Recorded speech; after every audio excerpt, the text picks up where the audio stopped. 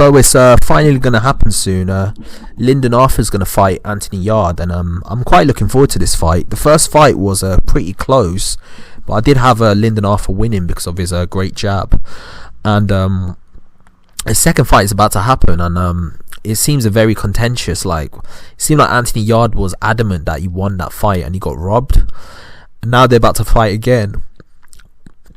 And I just think in my mentality is that the reason why I had Lyndon Arthur winning the fight against Anthony Yarde the first time before the fight even happened was because I felt like Lyndon Arthur was more technically gifted.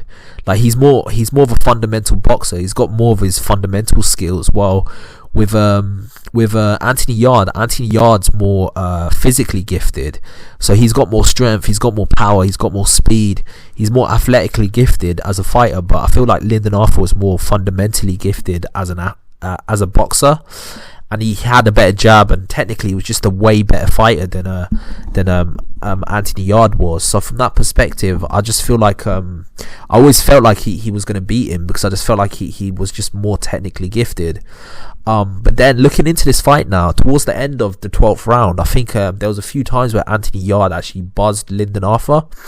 So from my perspective, I feel like when he saw the success that he had, he probably figured out a game plan where he's just thinking, you know what, I should just put it on this guy. Instead of trying to box pretty and try to be slick and all this stuff, it's just not going to work. You're going in there against a fighter who's got a very long reach, who's taller than you, who's got fundamentally better boxing skills than you have. The only way that I think Anthony Yarde could potentially win this fight is if he just puts it on him. If he just decides, you know what, I'm just going to put it on him, I'm just going to literally destroy him. That's probably the best way for him to actually approach this fight. Now, in terms of who I think is going to win the fight, I think it's going to be Lyndon Arthur again. Now, the reason why I think that is because what I mentioned before, his technical skills I think is beyond Anthony Yarde, and on top of that, I feel like he's got the physical gifts as well, physical dimensions to beat him, because he's a bigger fighter, he's got longer reach, he's taller. In terms of just like his physical dimensions, I feel like he's got everything there to actually give Anthony Yarde fits with his jab, with his movement, with his slick defense, with his the fact that he's so long. I feel like he's got everything there to actually give him a hell of a fight. So from that perspective, I think Anthony Yarde's gonna fight an uphill battle. The only way he can win this fight, of course, he needs to time himself, and he can't put everything into the early rounds. But I think what he needs to do is he needs to put it on Lyndon Arthur. He needs to just literally just be aggressive and just put it on the guy, and literally just try to win every fight by pressuring him.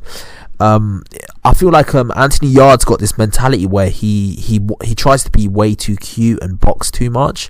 The problem with that is that when you try to be too cute, unfortunately, like he's in a division where he's pretty small for the weight class. So he's about 5'10". Just to put it into perspective, Lyndon Arthur's like 6'1", and a half. You got Joshua Buatsi, who's a contemporary of Anthony Yarde and considered a rival. He's about 6'2". You got Kovalev, who he fought, who was like 6'1". So you get the point. Anthony Yarde's in a position where he's fighting in a division where everyone is taller, more lengthier than he is. So he can't afford to always be the slick fighter. There's times to be slick, but when you're going in there against fighters that are fundamentally bigger than you, the most smartest option is to just be aggressive. It's to learn to be a pressure fighter, because you're going in there against fighters that are bigger than you. And don't get it twisted, there's a time and place to be slick. A good example of that is probably Sean Porter. Sean Porter does have the ability to box a bit.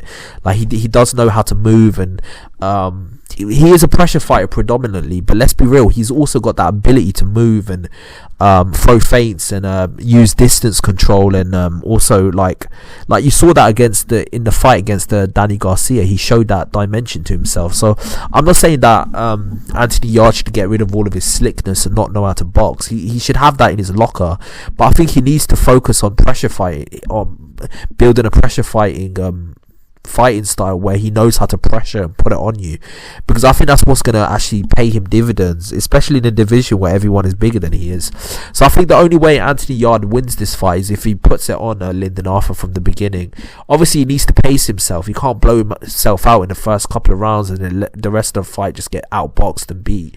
But he needs to put it on him from the beginning, and he can't wait in the center rounds for Lyndon Arthur to get off in a rhythm and start throwing loads of punches and put him in a position where he's just out jabbing him, because Lyndon Arthur can do that all night. He's probably got one of the best jabs in a British light heavyweight scene. I think he's got one of the best jabs. So Lyndon Arthur could easily just pick him off from the outside. You can't let him get into that rhythm. The only way Anthony Yarde wins this fight is if he puts it on him, and he needs to put it on him. In terms of Lyndon Arthur, he needs to do what he did in the first fight, but he needs to stick the jab out more, and he needs to stop Anthony Yarde from getting into the rhythm. Just outbox him from the outside. You've got the longer reach, you're fundamentally a better boxer, and on top of that you're taller. So you got all the dimensions you need to actually beat Anthony Yarde on the outside. So just use that. Use your physical dimensions against him and just beat him up on the outside. So yeah, that's just my opinion about this particular fight. Tell me your opinion. In terms of who I think is going to win, I think Lyndon Arthur is going to do it, because I just think he's fundamentally the better boxer. Obviously, if Anthony Yarde wins, then there could be a trilogy. There could be a third fight, which would be interesting.